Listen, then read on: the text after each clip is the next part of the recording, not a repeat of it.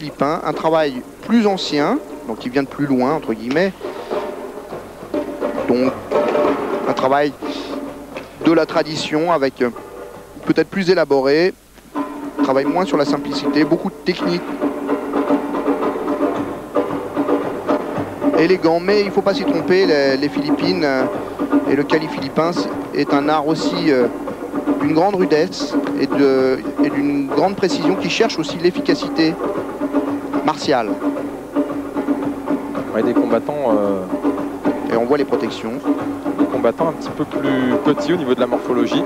C'est la morphologie philippine. Oui, tout à fait. Des gestes très élaborés. Un haut niveau technique aussi.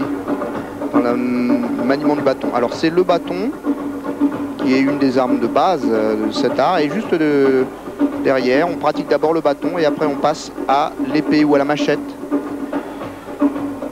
Qui est bien sûr très fréquent, un des instruments traditionnels des Philippines. On voit que ça coupe. Ouais, je crois qu'en ce qui concerne le bâton, vous me démentirez si je dis une bêtise, Emmanuel, on a coutume de dire dans la philosophie des arts martiaux que c'est la deuxième arme sur Terre après le caillou en fait.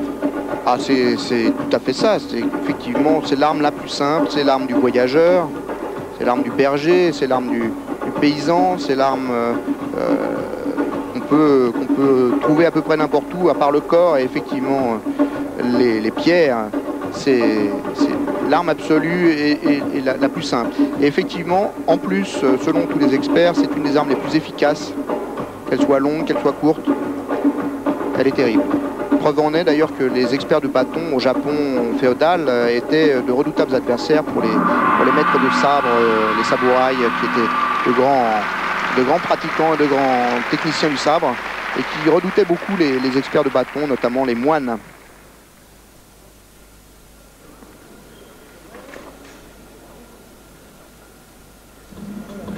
On ralentit.